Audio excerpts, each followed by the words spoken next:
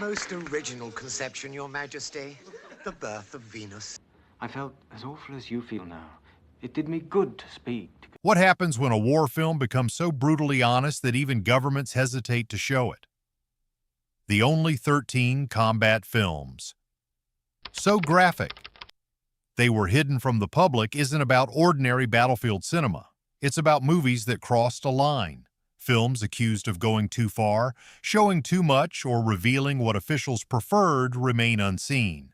Some were banned, others were delayed, censored, or quietly buried. Tonight, we examine the ones that audiences weren't meant to confront. Men Behind the Sun, 1988. Some war films disturb you. This one tests your endurance. Directed by Tunfei Mu, Men Behind the Sun reconstructs the crimes of Japan's Unit 731 during the Second World War.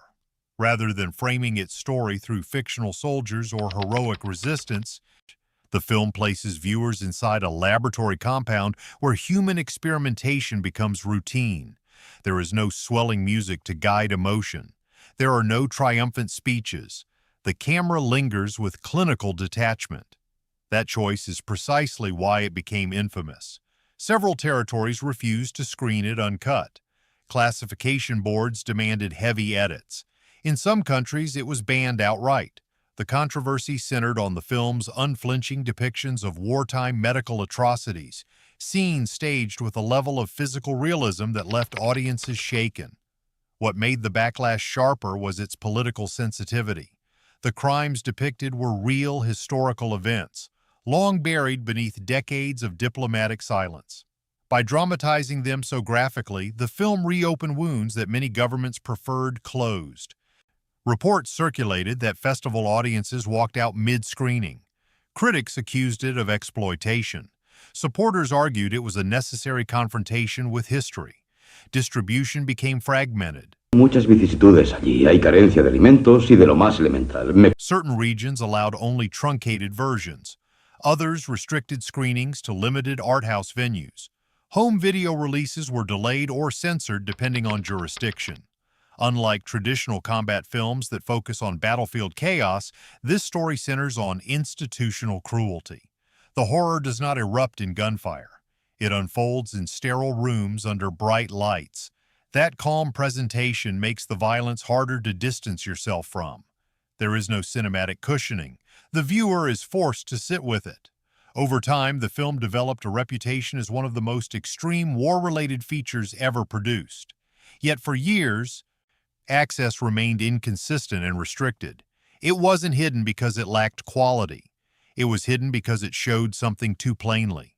When war crimes stop being statistics and start being images, discomfort becomes unavoidable.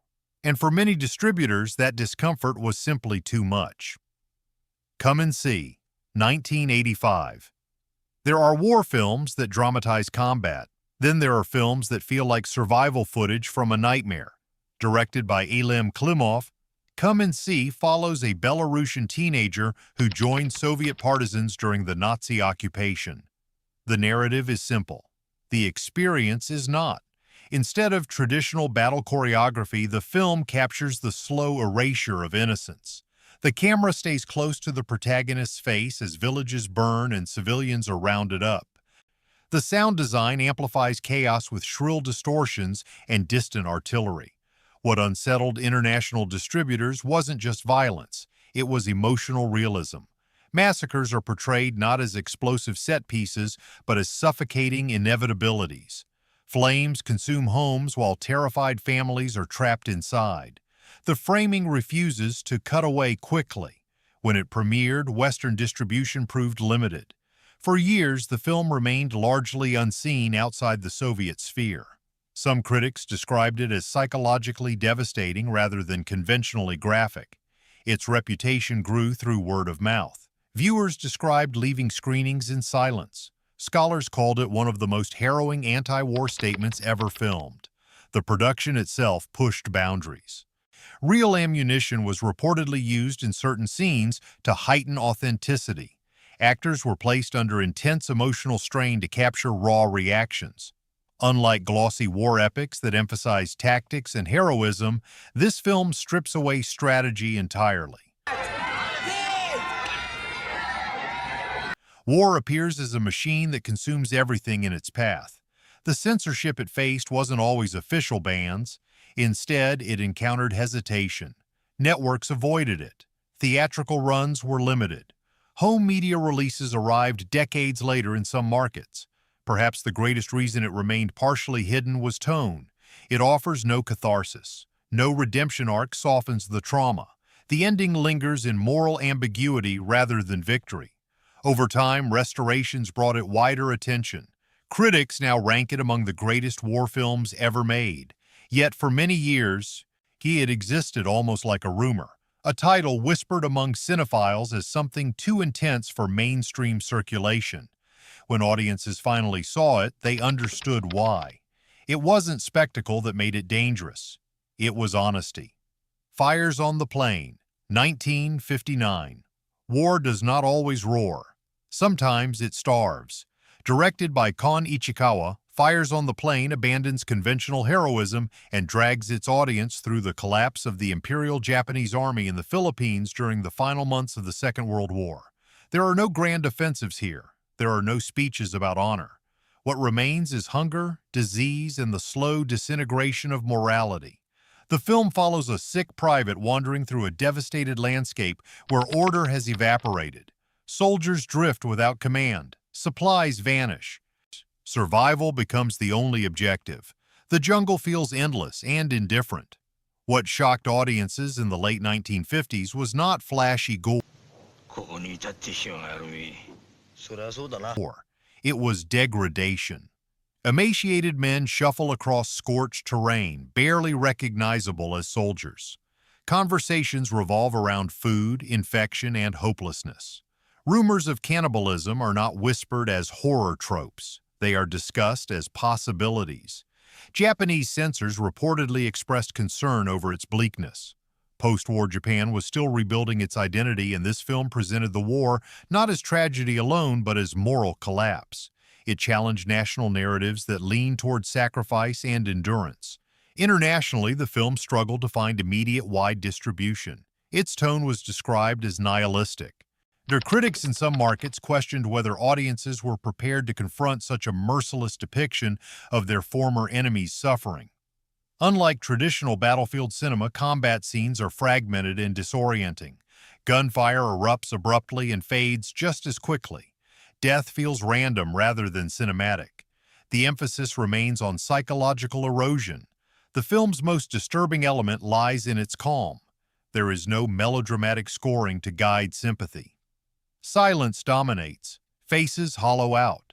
The camera watches without commentary. For many viewers, the portrayal of soldiers contemplating cannibalism crossed a line. Even when handled with restraint, the suggestion alone unsettled distributors. Some territories trimmed sequences. Others relegated it to limited art house circuits. Yet over time, scholars recognized its significance. It reframed war as a force that strips away ideology until only desperation survives. It refused to romanticize defeat or valorize suffering. Its relative obscurity in early decades was not accidental. The film confronted audiences with a version of combat stripped of meaning. That kind of honesty rarely thrives in mainstream release. War films often promise intensity.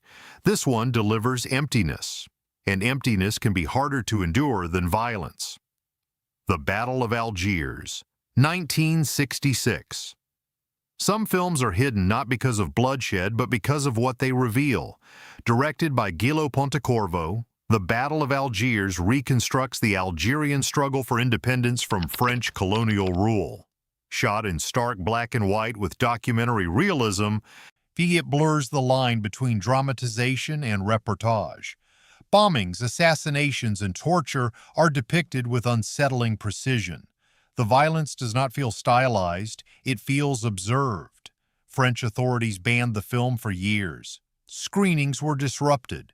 Distribution faced political resistance. Officials argued it inflamed tensions and glorified insurgency. Supporters countered that it exposed uncomfortable truths about counterinsurgency tactics. The most controversial sequences involve interrogation rooms. The camera does not sensationalize brutality. It records it. Electric shocks, water torture, silent endurance.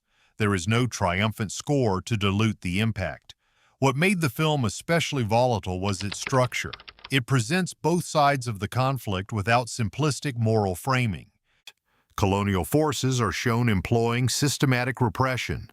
Resistance fighters are depicted planting bombs in civilian spaces. Audiences were left unsettled rather than reassured. In France, it remained effectively suppressed for over a decade. Even after eventual release, screenings required heightened security. Political memory was still raw. Internationally, some governments worried about the film's instructional quality. Military academies reportedly screened it for strategic study, analyzing urban warfare tactics portrayed on screen. That dual reputation, both condemnation and education, added to its mystique. Unlike conventional combat films centered on battlefield heroics, this narrative unfolds in crowded streets and hidden apartments. Urban warfare replaces open-field engagements. Civilians occupy the frame constantly. Its graphic nature lies less in gore and more in inevitability. Bomb explosions tear through cafes. Raids sweep entire neighborhoods. The absence of melodrama makes each event feel disturbingly plausible. For years, television networks avoided broadcasting it. Political sensitivities lingered long after the Algerian War ended. The film's realism made it dangerous in climates of unrest. Today, it is studied in film schools and political science courses alike. Its craftsmanship is widely admired, yet its early suppression reveals how deeply images can unsettle power structures. It was not hidden because it lacked artistry. It was hidden because it refused to simplify war. And sometimes, complexity is the most controversial element of all.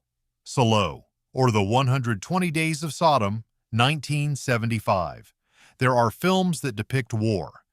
And then there are films that dissect what war does to morality. Directed by Pier Paolo Pasolini, Salo, or The 120 Days of Sodom, is set during the final days of fascist rule in Italy.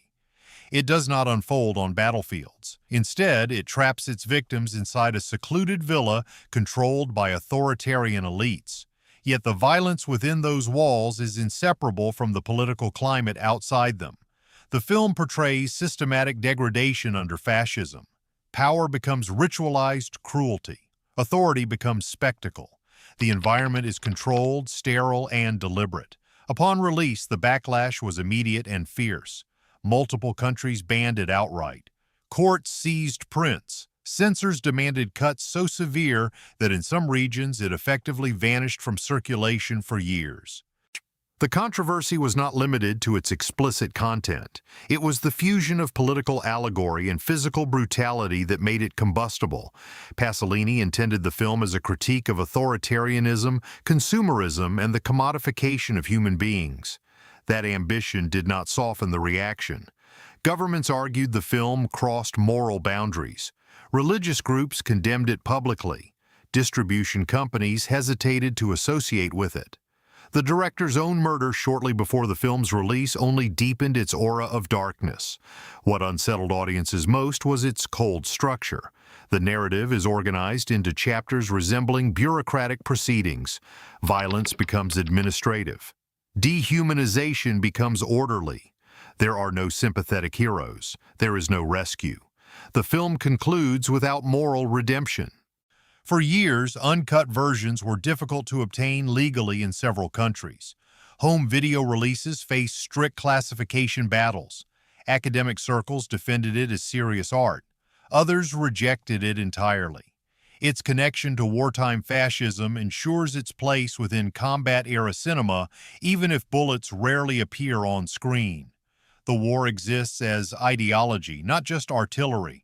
The suppression it faced reveals how certain depictions of power are perceived as threats. When a film forces viewers to confront systemic cruelty stripped of romanticism, institutions grow uneasy.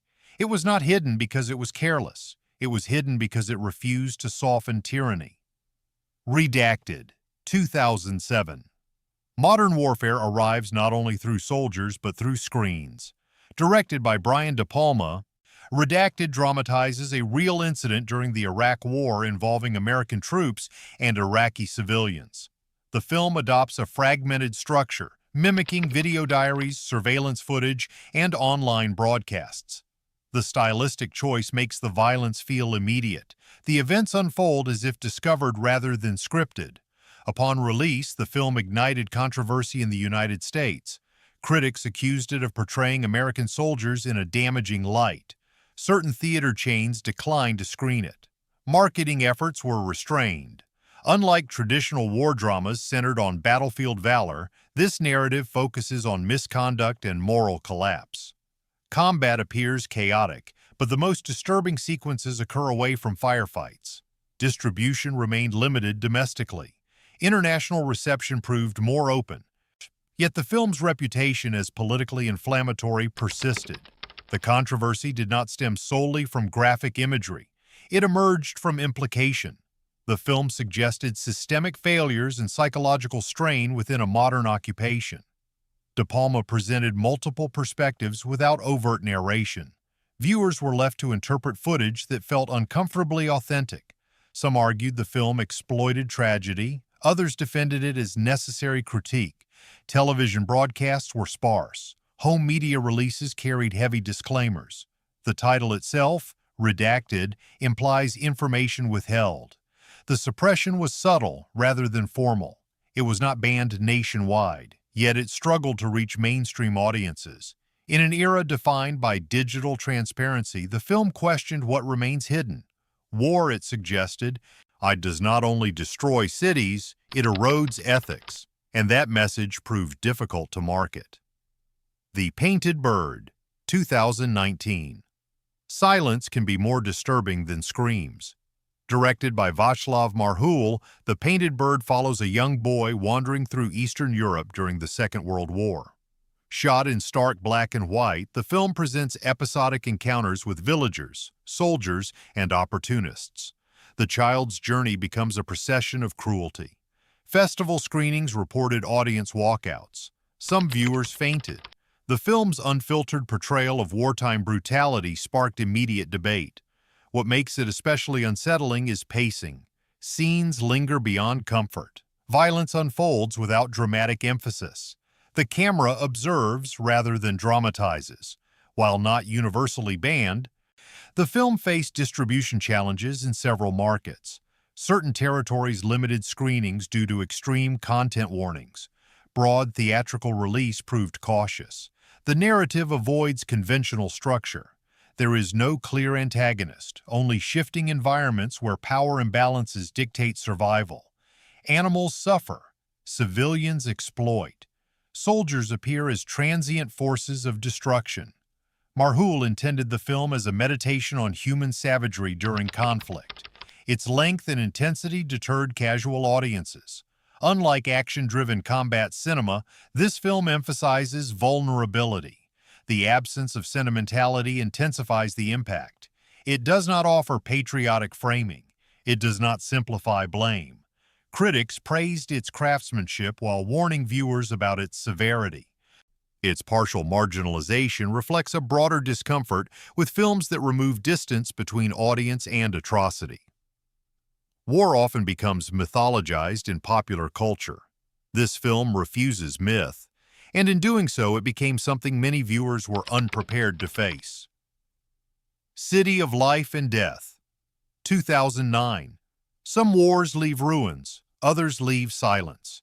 Directed by Lu Chuan, City of Life and Death recreates the Nanjing Massacre during the Second Sino-Japanese War. Filmed in stark black and white, it documents the fall of the city and the systematic violence inflicted on civilians. From its opening sequences, the film rejects spectacle.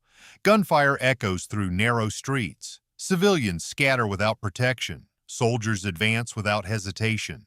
The brutality is not stylized. Executions occur in wide shots, and bodies fall in numbers too large to process individually. The camera rarely flinches. While the massacre itself is a documented historical event, the film sparked controversy in China and abroad. Some viewers objected to its portrayal of individual Japanese soldiers with moments of hesitation or moral conflict. Nationalist critics accused the director of humanizing perpetrators. Debate intensified around whether the film was too graphic for mainstream audiences. Certain theaters reportedly limited screenings. Discussions erupted across media platforms about historical representation. International distribution proceeded more smoothly, yet the film's harrowing depictions of mass killing made it a challenging release. Viewers described the experience as emotionally draining rather than conventionally dramatic. Unlike traditional combat films that center on strategy or heroism, this narrative focuses on civilian suffering. The battlefield is urban. The victims are families. The film refuses to compress atrocity into a brief montage. Instead, violence accumulates methodically. Some sequences unfold in near silence, intensifying the weight of each action. The absence of sentimental framing denies viewers easy relief. Though not universally banned, it faced waves of criticism and selective exhibition. The subject matter itself ensured controversy. Its partial marginalization underscores how depictions of mass civilian slaughter remain politically charged decades later. War on this scale becomes almost abstract in textbooks. This film makes it concrete, and concreteness unsettles. The Human Condition. 3. A Soldier's Prayer. 1961. A war ends for nations. It does not end for individuals. Directed by Masaki Kobayashi, The Human Condition. 3. A Soldier's Prayer concludes an epic trilogy chronicling one man's moral struggle within the Japanese military during the Second World War. This final chapter descends into chaos as Soviet forces invade Manchuria. The orderly hierarchy depicted earlier collapses. Retreat becomes confusion. Authority dissolves. Combat sequences are relentless yet disorienting. Soldiers fire blindly through forests. Explosions puncture silence without warning. Prisoners are processed with bureaucratic indifference. The film's length alone made distribution complicated. Its bleak tone made it more so. Unlike patriotic war dramas common in earlier decades, this narrative critiques militarism openly. Kobayashi himself had experienced military service, and his perspective permeates the film. He presents war as machinery that crushes conscience. Scenes depicting prisoner of war camps unsettled audiences. Starvation, humiliation, and psychological erosion replace conventional battle heroics. In post-war Japan, such criticism of the former imperial structure was sensitive. International markets, meanwhile, struggled to accommodate a nearly 5-hour trilogy culminating in moral exhaustion. While not banned outright in most territories, the film's grim realism limited its commercial reach. Television broadcasts were rare. Edited versions circulated in some regions. The violence is not excessive in quantity. It is devastating in implication. Executions occur without fanfare. Survivors wander landscapes emptied of meaning. The central character's internal collapse mirrors national defeat. By the conclusion, there is no triumphant return. There is no restoration. The film's suppression was subtle but real. Its message challenged romanticized narratives of sacrifice. War, it suggests, does not purify, it corrodes, and corrosion is not easily packaged for mass audiences. The Devils, 1971. Conflict sometimes wears religious robes instead of uniforms. Directed by Ken Russell, The Devils dramatizes 17th-century political and religious persecution in France. Though not a battlefield epic, it portrays ideological warfare with visceral intensity. The narrative centers on accusations of possession and heresy manipulated by authorities seeking control. Torture becomes spectacle. Public punishment becomes theater. Upon release, the film ignited immediate controversy. Religious organizations protested. Censors intervened. Several countries banned it outright. War here is institutional rather than military. The violence is psychological and physical. Interrogation scenes unfold with unnerving directness. What disturbed officials most was its fusion of sexuality, religion, and cruelty. Russell's visual style amplifies hysteria through stark production design and unflinching framing. In the United Kingdom and the United States, cuts were demanded. Unedited versions remained inaccessible for decades. Distribution became fragmented. Certain territories screened only heavily censored prints. Home video releases were delayed or restricted. The film's critique of power structures resonated uncomfortably in political climates wary of dissent. Unlike conventional combat films centered on armies, this story examines ideological siege. The battlefield is belief itself. Its suppression reflects anxiety over imagery that challenges institutional authority. The Devils was not hidden because it lacked artistry. It was hidden because it attacked power openly, and power rarely tolerates exposure. Cannibal Holocaust, 1980. Some films were accused of going so far that authorities questioned whether what they showed was fiction at all. Directed by Ruggero Deodato, Cannibal Holocaust is not a conventional combat film in the traditional battlefield sense, yet it portrays paramilitary violence and colonial aggression in a way that places it firmly within the darker edges of war-era cinema. Its structure mimics recovered documentary footage following a film crew deep into the Amazon where exploitation spirals into brutality. When it premiered, and the reaction was explosive. Italian courts seized the film. Deodato was arrested under suspicion that the killings depicted were genuine. He was required to produce his actors in court to prove they were alive. What unsettled officials was the film's realism. The violence was staged with an intensity that blurred lines between performance and documentation. Audiences were not guided by orchestral cues or cinematic distance. The camera moved as if it were complicit. Several countries banned it outright. Others imposed heavy cuts. Even in markets where it eventually circulated, classification boards attached severe restrictions.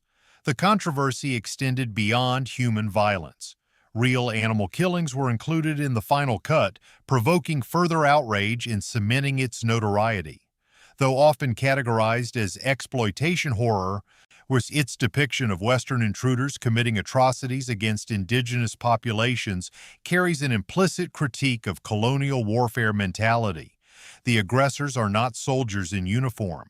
They are civilians armed with cameras and weapons, embodying a different form of conquest. The found footage format amplifies discomfort. Viewers experience events as if discovering them, not consuming a polished narrative. For decades, uncut versions remained inaccessible in many regions. Bootleg copies circulated quietly. Official releases were delayed or suppressed. The film's reputation grew through controversy rather than marketing. It became a whispered title among collectors, spoken about more than screened. Its marginalization was not subtle. Legal intervention, censorship, and public condemnation ensured its place among the most restricted violent films of its era. Whether viewed as social critique or provocation, it crossed a threshold that institutions were unwilling to defend. Some films shock.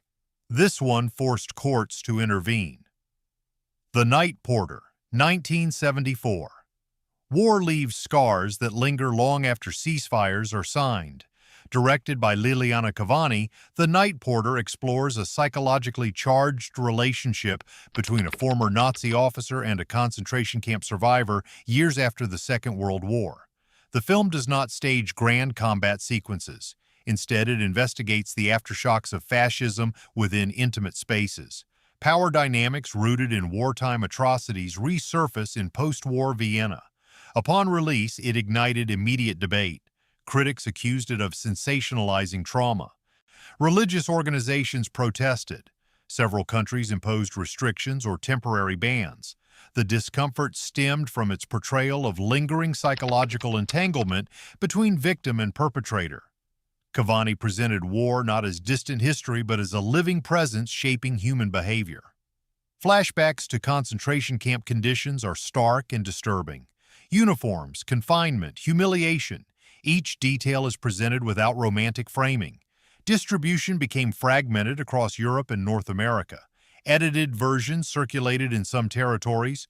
Uncut prints faced classification battles. Unlike conventional combat films that depict soldiers in action, this narrative interrogates what happens after the guns fall silent. Its controversial reception reflected unease with depictions of moral ambiguity tied to wartime crimes. Though many argued the film blurred ethical boundaries, others defended it as an exploration of trauma's complexity. Television networks avoided broadcasting it for years. Home video releases carried adult classification warnings that limited accessibility. Its partial suppression illustrates how portrayals of fascist violence, even in retrospective form, can provoke institutional anxiety. The battlefield in this story is psychological, and psychological warfare can be as destabilizing as physical combat. Johnny Got His Gun, 1971. What if a war film removed the battlefield entirely and left only the cost? Directed by Dalton Trumbo, Johnny Got His Gun tells the story of a young American soldier in the First World War who awakens in a hospital bed without arms, without legs, without sight, without hearing, and without a voice. His mind remains intact. His body does not. There are no combat sequences staged for adrenaline. The explosions occur in memory, fragmented flashes of mud, artillery, and confusion. The real horror unfolds in stillness. The film's power lies in confinement. The camera lingers on the soldier's immobile face as doctors debate his condition. Nurses whisper. Officials consider him a medical curiosity rather than a human being. When it premiered in the early 1970s, the Vietnam War was ongoing. Anti-war protests were spreading across the United States. In that climate, this film felt incendiary. It does not glorify sacrifice. It does not honor strategy. It presents war as mechanical destruction of youth. Certain television networks avoided broadcasting it. Distribution remained limited.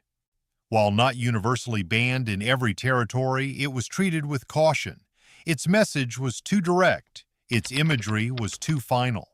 Audiences described the experience as suffocating. The absence of sensory input, mirrored through muffled sound design and darkness, forces viewers to imagine isolation rather than observe spectacle. The soldier communicates by tapping his head against his pillow in Morse code. That desperate act becomes the film's emotional core. He begs to be displayed publicly as proof of war's consequences. Authorities within the story refuse. They prefer silence. The irony is unmistakable. The film itself struggled for mainstream visibility during years when patriotic narratives dominated media coverage. Its stark anti-war stance made it commercially risky. Unlike combat films that showcase heroism under fire, this narrative removes heroism entirely. It offers no triumphant survival. It offers consciousness trapped inside ruin. Over time, the film gained recognition among critics and anti-war scholars, yet for decades it remained absent from regular television rotation and broad theatrical revival. Its restraint makes it more devastating than graphic carnage. There is no blood-soaked battlefield to distance the viewer. There is only permanence. In a genre often defined by action, Johnny Got His Gun chose paralysis. And paralysis, presented without comfort or patriotic framing, proved too unsettling for wide embrace. It was not hidden because it exaggerated war. It was hidden because it stripped war down to consequence and left nothing heroic behind. War films are often marketed as spectacle, bravery, and sacrifice.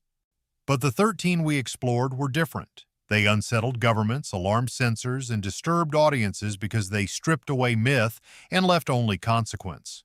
Some were banned, others were buried quietly. All of them forced viewers to confront realities many preferred unseen. When cinema stops entertaining and starts exposing, suppression often follows. And sometimes what is hidden says more than what is shown.